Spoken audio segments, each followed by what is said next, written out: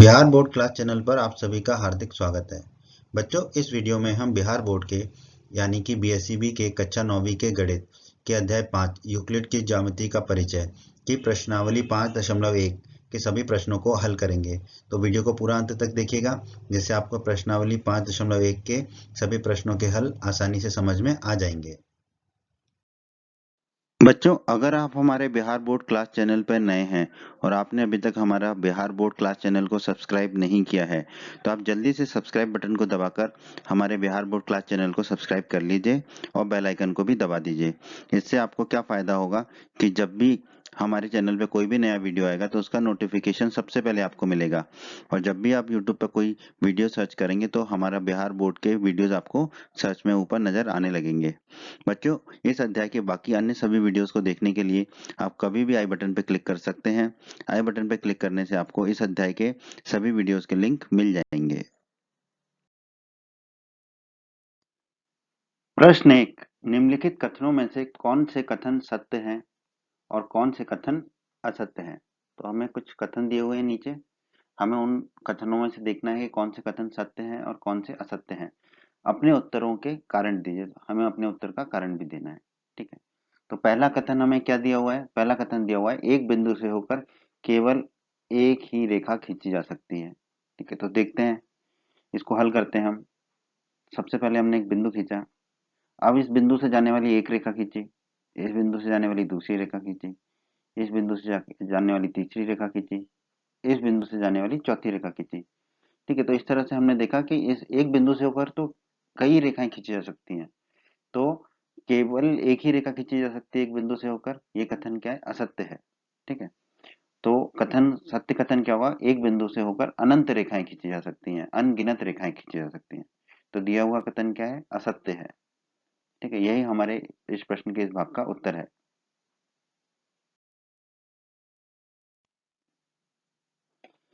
भाग 2 में हमें बताना है कि कथन सत्य है अथवा असत्य, और अपने उत्तर का कारण देना है। दो भिन्न बिंदुओं से होकर जाने वाली असंख्य रेखाएं हैं। ठीक है, तो दो भिन्न बिंदुओं से होकर जाने वाली असंख्य रेखाएं हैं, तो हमें बताना है ये कथन सत्य है या असत्य है। तो दोस्तों, जैसा कि हमने अध्याय 5 के परिचय में पढ़ा था, अगर आपने हमारा परिचय वाला वीडियो नहीं देखा है तो आप हमारे अध्याय 5 के परिचय का वीडियो भी देख सकते हैं। उस वीडियो में हमने देखा था कि जो अभिग्रहित 5.1 है वो क्या कहता है? दिए हुए दो भिन्न बिंदुओं से होकर एक अद्वितीय रेखा खींची जा सकती है, यानी कि सिर्फ एक ही रेखा खींची जा सकती है। ठीक है, उसको हमने इस तरह पढ़ा था, ये दो बिंदु हैं, इन बिंदुओं से होकर सिर्फ और सिर्फ एक ही रेखा खींची जा सकती है। तो जो हमें कथन दिया हुआ है वो कथन क्या है? दो भिन्न बिंदुओं से होकर जाने वाली असंख्य रेखाएं हैं। नहीं, तो ये कथन क्या होगा? असत्य कथन है, क्योंकि दो बिंदुओं से होकर जाने वाली सिर्फ एक अद्वितीय रेखा खींची जा सकती है। तो हमारे इस प्रश्न के इस भाग का उत्तर क्या है? असत्य। दोस्तों, प्रश्न 1 भाग 3, इस भाग में हमें पूछा है एक शांत रेखा दोनों ओर अनिश्चित रूप से बढ़ाई जा सकती है। ठीक है, तो शांत रेखा क्या होती है? रेखाखंड होता है। तो दोस्तों, जैसा कि हमने हमारे परिचय के वीडियो में पढ़ा था, तो अगर आपने हमारा परिचय का वीडियो नहीं देखा है तो आप हमारा परिचय का वीडियो देख सकते हैं। परिचय के वीडियो में हमने अभिधारणा 2 को पढ़ा था। अभिधारणा 2 क्या कहती है? हमारी एक शांत रेखा, अंग्रेजी में कहें तो टर्मिनेटेड लाइन, ठीक है, इसे हम रेखाखंड भी कहते हैं, को अनिश्चित रूप से बढ़ाया जा सकता है। ठीक है, यही हमने पढ़ा था। ये है हमारी एक शांत रेखा, क्योंकि टर्मिनेटेड रेखा, क्योंकि जो ये जो दोनों तरफ इसकी दूरी निश्चित है, इसकी लंबाई निश्चित है। ठीक है, लेकिन हम इसको अनिश्चित रूप से बढ़ा सकते हैं, बाईं तरफ भी अनिश्चित रूप से बढ़ा सकते हैं हम इसको, और दाईं तरफ भी अनिश्चित रूप से बढ़ा सकते हैं। तो दिया हुआ कथन क्या है? हमारा सत्य है, एक शांत रेखा को हम अनिश्चित रूप से बढ़ा सकते हैं। यही हमारे इस प्रश्न के इस भाग का उत्तर भी है। प्रश्न 1 भाग 4, यहाँ पर हमें दोस्तों दिया गया है यदि दो वृत्त बराबर हैं तो उनकी त्रिज्याएं भी बराबर होंगी। ठीक है, देखते हैं ये कथन सत्य है या असत्य। पहला, एक केंद्र लिया हमने, उसकी त्रिज्या ली, एक वृत्त खींचा। दूसरा केंद्र लिया, उसकी त्रिज्या ली, वृत्त खींचा। ठीक है दोस्तों, तो अगर यदि एक वृत्त से परिबद्ध प्रदेश को दूसरे वृत्त पर अध्यारोपित करें तो वे संपाती होंगे। तो जैसे कि अगर हम इस वृत्त को इस पहले वृत्त के ऊपर रखें, ठीक है, तो वो एक दूसरे को ढक देंगे। अगर वो एक अध्यारोपित करें और संपाती अगर है, तो इनका जो केंद्र है और इनकी जो परिसीमाएं हैं, परिसीमा मतलब कि जिससे हम परिधि कहते हैं, परिसीमा इनकी सीमा, ठीक है, इनकी जो परिसीमाएं हैं वो संपाती होंगी, इनके केंद्र और इनकी परिसीमाएं संपादित होंगे, ठीक है। तो केंद्र से परिसीमा तक की दूरी को हम क्या कहते हैं, त्रिज्या कहते हैं, ठीक है। तो केंद्र से परिसीमा तक की दूरी भी बराबर होगी, तो हम कह पाएंगे कि इनकी त्रिज्या भी संपाती होगी, संपाती मतलब बराबर होगी। तो हम कह पाएंगे कि हाँ, यदि दो वृत्त बराबर हैं तो उनकी त्रिज्याएं भी बराबर होंगी। तो हम कह सकते हैं कि दिया हुआ कथन सत्य है, ठीक है। यही हमारे इस भाग का उत्तर है दोस्तों।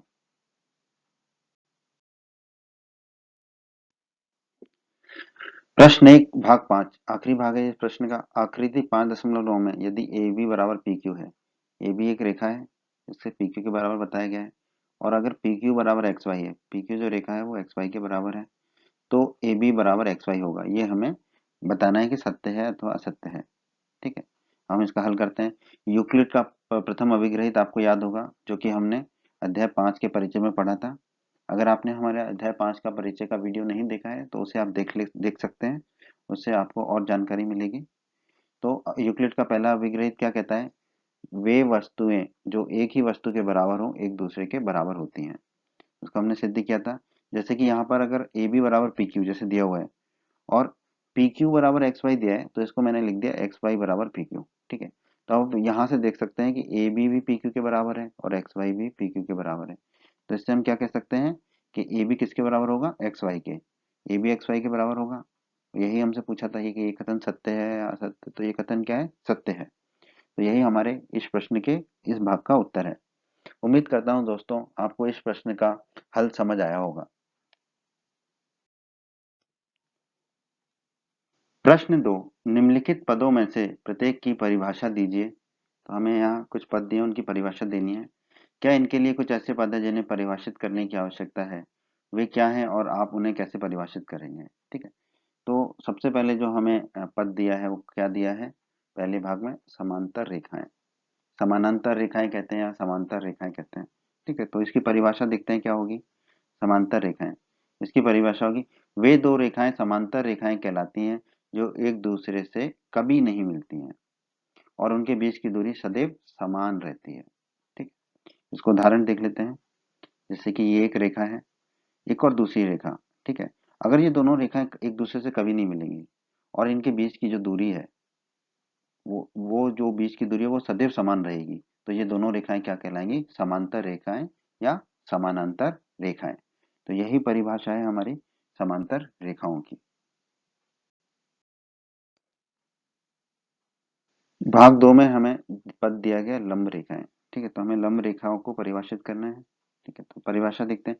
दो रेखाएं एक दूसरे को इस प्रकार खड़ी रहती हैं कि उनके बीच का कोण एक समकोण होता है, तो ऐसी रेखाओं को हम क्या कहते हैं, लंब रेखाएं, ठीक है। दो रेखाएं एक दूसरे को ऐसे काटें कि उनके बीच का कोण समकोण हो, तो वो दोनों रेखाएं क्या कहलाती हैं, लंब रेखाएं। उदाहरण से देखते हैं। एक रेखा ये, दूसरी रेखा ऐसी रेखा है कि इन दोनों के बीच का कोण कितना होगा, जो कोण है वो किसके बराबर होगा, 90 डिग्री या समकोण के। तो ये दोनों रेखाएं क्या कहलाएंगी, हमारी लंब रेखाएं कहलाएंगी। ये दोनों रेखाएं हमारी कहलाएंगी लंब रेखाएं। यही हमारी लंब रेखा की परिभाषा है। प्रश्न 2 भाग 3, यहाँ पे हमें पद दिया हुआ है रेखाखंड, तो हमें रेखाखंड को परिभाषित करना है। रेखाखंड क्या होता है, जिस रेखा के दो अंत बिंदु हो, दो अंत बिंदु हो, उस वो क्या कहलाती है, रेखाखंड कहलाती है या शांत रेखा कहलाती है। उदाहरण से देखते हैं। जैसे कि ये रेखा है, इसके क्या है, दो अंत बिंदु है, इसकी जो लंबाई है वो सीमित है, ठीक है। तो ऐसी रेखा जिसकी लंबाई सीमित हो या ऐसी रेखा जिसके दो अंत बिंदु हो, वो रेखा क्या कहलाती है, रेखाखंड या शांत रेखा, ठीक है। तो यही इसकी परिभाषा है।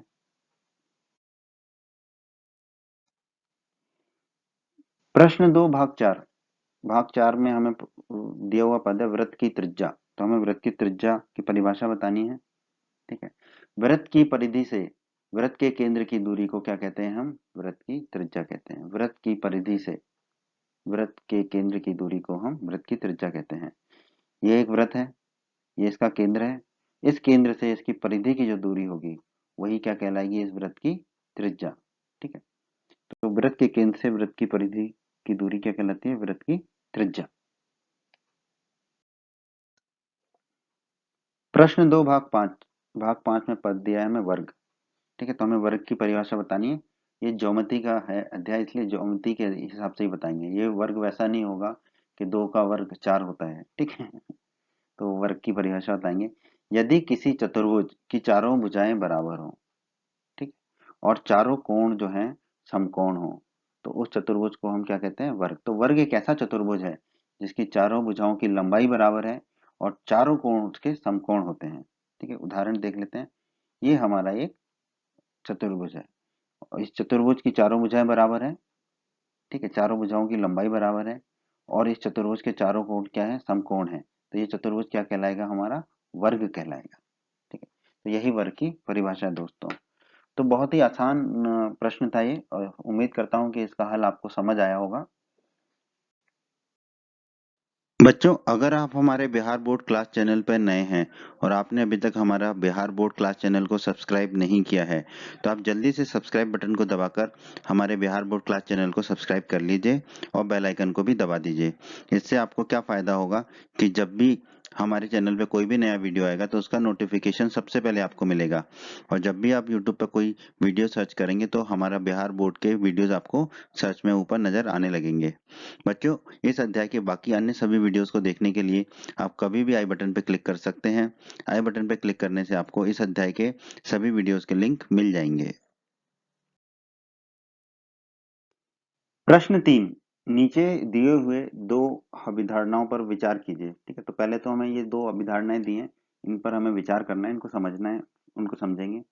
क्या है ये दो अभिधारणाएं? दो भिन्न बिंदु, बिंदु ए और बी। ठीक है, बिंदु ए और बी दिए रहने पर एक तीसरा बिंदु सी ऐसा विद्यमान है जो ए और बी के बीच में स्थित होता है। ठीक है, इस अभिधारणा को समझेंगे। दूसरी अभिधारणा दी है हमें, यहाँ कम से कम ऐसे तीन बिंदु विद्यमान हैं कि वे एक रेखा पर स्थित नहीं है। ठीक है, तो इस अभिधारणा को भी समझेंगे हम। फिर पूछा हमसे, क्या इन अभिधारणाओं में कोई अपरिभाषित शब्द है? देखेंगे कि इन दोनों अभिधारणाओं में हमें कोई अपरिभाषित शब्द प्राप्त होते हैं क्या? क्या ये अभिधारणाएं अविरोधी हैं?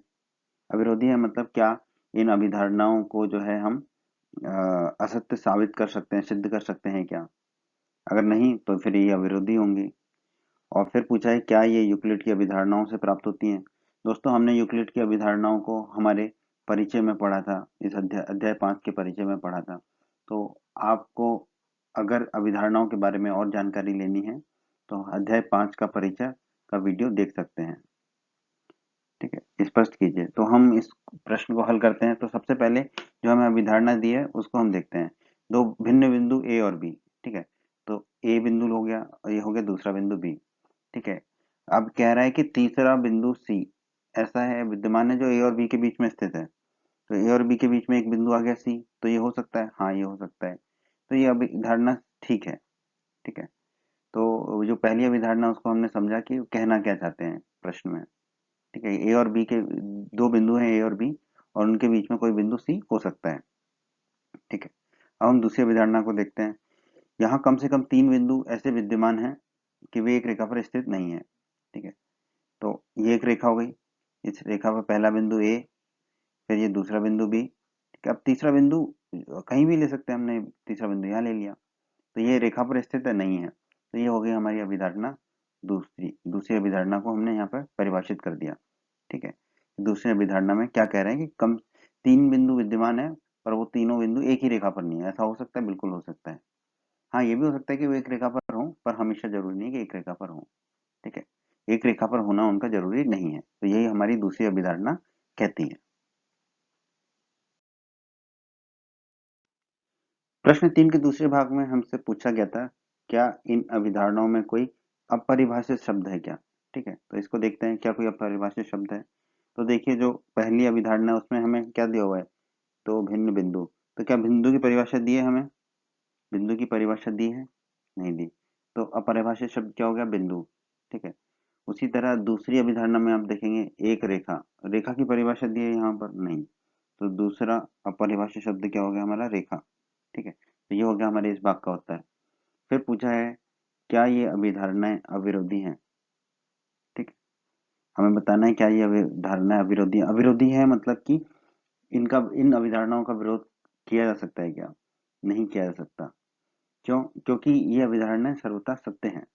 ठीक है, इनको हम सिद्ध नहीं कर सकते कि ये गलत है। आप कोशिश कर सकते हैं कुछ इसको गलत सिद्ध करने की, पर ये गलत सिद्ध नहीं होंगी। तो इस प्रश्न का उत्तर क्या होगा? हाँ, ये अभिधारणाएं अविरोधी हैं। अंत में हमसे पूछा है क्या ये यूक्लिड की अभिधारणाओं से प्राप्त होती हैं? ठीक है, तो यूक्लिड की अभिधारणाएं जो हैं दोस्तों, हमने हमारे अध्याय 5 के परिचय में पढ़ा है। तो उस वीडियो को आप देख सकते हैं। जब उस वीडियो को आप देखेंगे तो आपको पता चलेगा कि नहीं, ये दोनों अभिधारणाएं यूक्लिड की अभिधारणाओं से प्राप्त नहीं होती हैं। तो यही हमारे इस प्रश्न के इस भाग का उत्तर है दोस्तों।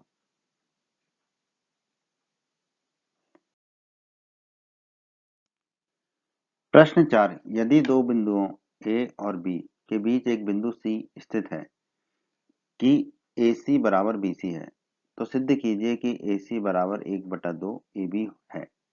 एक आकृति खींचकर इसे स्पष्ट कीजिए। ठीक है, तो इसको हल करते हैं। सबसे पहले तो दो बिंदु ले लिया हमने, ए और बी। ठीक है, इन दोनों बिंदुओं के बीच में एक लाइन खींच दी, रेखा खींच दी हमने। ठीक है, अब इनके बीच में एक मध्य में एक बिंदु ले लिया हमने, बिंदु सी। ठीक है, अब हम इसको हल करते हैं। तो हमें क्या दिया हुआ है? हमें दिया हुआ है AC बराबर BC। ये हमें प्रश्न में दिया हुआ है, AC बराबर BC। ठीक है, ये ले लिया हमने। अब हमने अध्याय 5 के परिचय में, यूक्लिड की ज्योमेट्री के परिचय के वीडियो में पढ़ा था कि यूक्लिड के जो अभिग्रहित हैं उसमें दूसरा अभिग्रहित था, यदि बराबरों को बराबरों में जोड़ा जाए तो पूर्ण भी बराबर होते हैं। ठीक है, तो उसी अभिग्रहित को हम इस्तेमाल करेंगे अभी।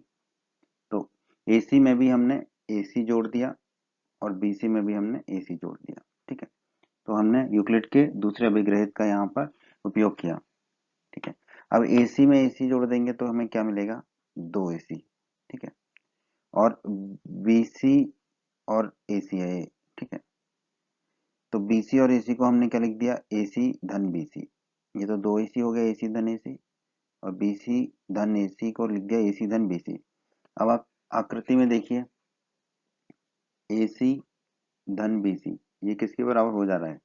ये हो जा रहा है आपका AB के बराबर। ठीक है, ये हो जा रहा है आपका AB के बराबर। ठीक है, क्योंकि AC धन BC किसके? AB के क्या है? संपाती है। संपाती मतलब एक के ऊपर एक रखने पर वो ढक जाएगा। ठीक, तो यहाँ से AC बराबर कितना आ जाएगा हमारा? 1/2 AB। ठीक है, और ये भी हमने लिया है यूक्लिड के 7वें अभिग्रहित से। ये परिचय की वीडियो में आप देख सकते हैं। 7वां अभिग्रहित क्या कहता है? एक ही वस्तुओं के आधे परस्पर बराबर होते हैं। ये आपको पता भी है। ठीक है, और यही हमें सिद्ध करना था, AC बराबर 1/2 AB। AC बराबर 1/2 AB, यही सिद्ध करने को कहा गया था। तो हम इसे लिख देते हैं इति सिद्धम। इति सिद्धम मतलब ये संस्कृत में है, पर ऐसे लिख देते हैं कि इस प्रकार सिद्ध किया। जो हमें सिद्ध करने को कहा गया था वो हमने सिद्ध कर दिया, तो हम कहेंगे इति सिद्धम। यही आपके इस प्रश्न का हल है दोस्तों। उम्मीद करता हूँ आपको ये समझ आया होगा, बहुत आसान हल था।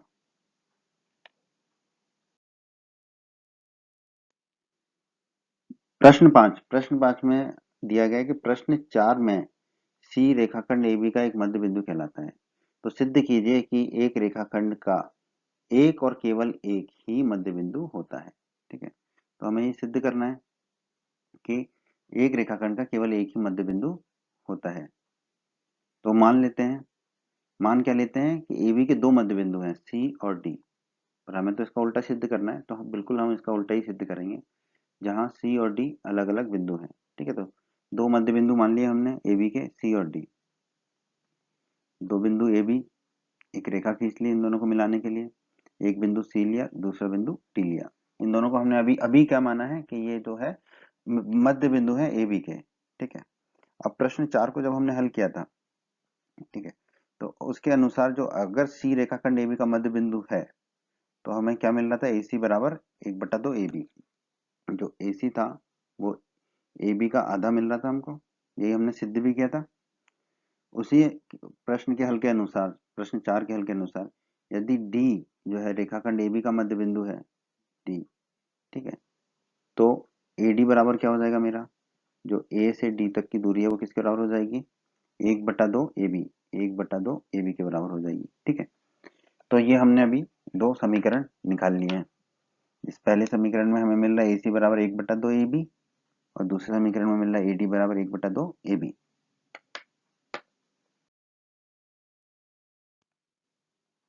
हमने यूक्लिड की ज्योमेट्री के परिचय में पढ़ा था कि पहला जो अभिग्रहित है यूक्लिड का वो क्या कहता है, वे वस्तुएं जो एक ही वस्तु के बराबर हो एक दूसरे के बराबर होती हैं। ठीक है, अगर आपने हमारा वो वीडियो नहीं देखा है परिचय का अध्याय 5 के, तो अध्याय 5 के परिचय का वीडियो जरूर देखें ताकि आपको अध्याय 5 के प्रश्नों को हल करने में आसानी हो। तो AC बराबर 1/2 AB था, मिल गया था हमें, और AD बराबर भी 1/2 AB मिल गया था। तो यूक्लिड की पहले अभिग्रहित के हिसाब से हम क्या कह सकते हैं कि AC बराबर क्या हो जाएगा, AD। AC बराबर हो जाएगा AD। तो इससे हम क्या निष्कर्ष निकाल सकते हैं, ये कब संभव है, जब C और D संपाती हो। संपाती हो मतलब एक के ऊपर एक हो।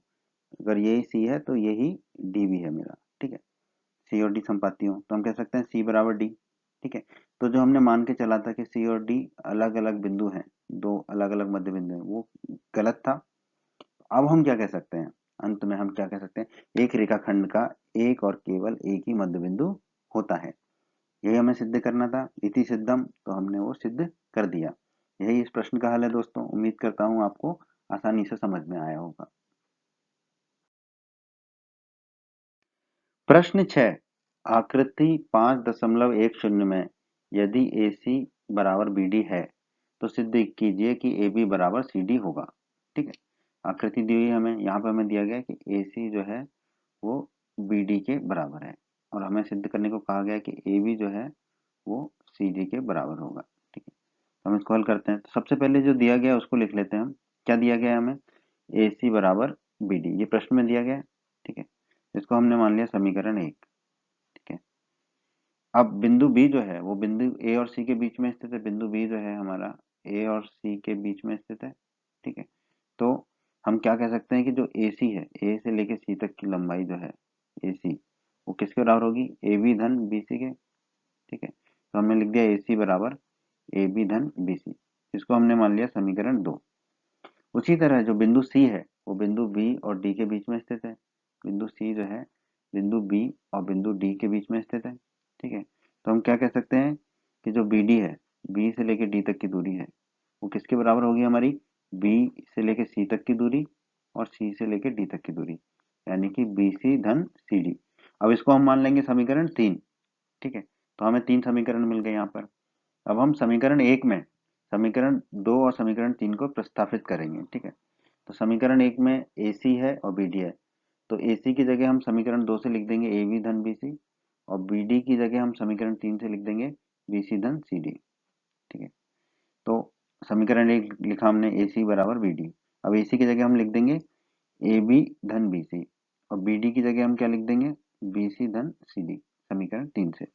ठीक है, अब जैसा कि हमने परिचय में पढ़ा था इस अध्याय के, जो यूक्लिड का तीसरी अभिग्रहित है वो क्या कहती है, बराबरों में से बराबर को घटाने पर बराबर ही मिलता है हमको।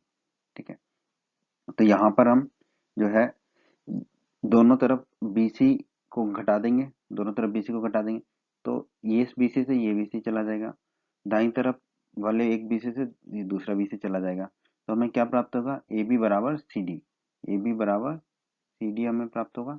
ठीक है, और दोस्तों प्रश्न में आप देखिए यही आपको सिद्ध करना था, AB बराबर CD। तो क्या हम कह सकते हैं इति सिद्धम, हाँ हम कह सकते हैं इति सिद्धम, हमने सिद्ध कर दिया AB बराबर CD। यही इस प्रश्न का हल है दोस्तों, बहुत ही आसान हल है, आपको समझ आया होगा।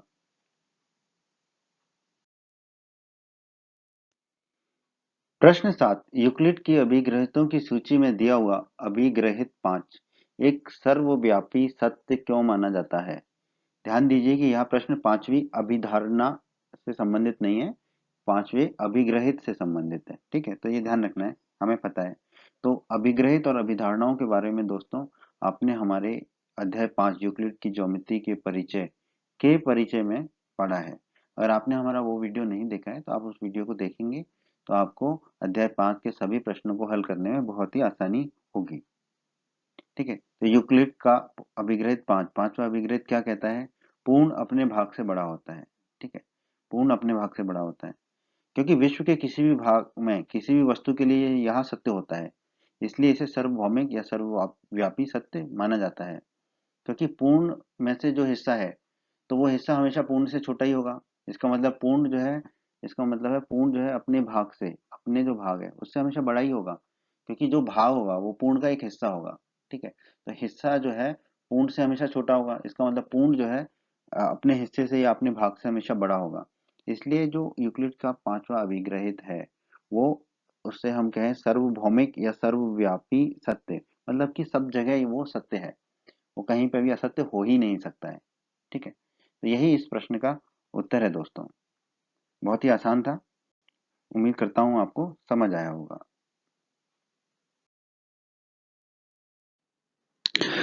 उम्मीद करते हैं बच्चों आपको हमारा ये वीडियो पसंद आया होगा।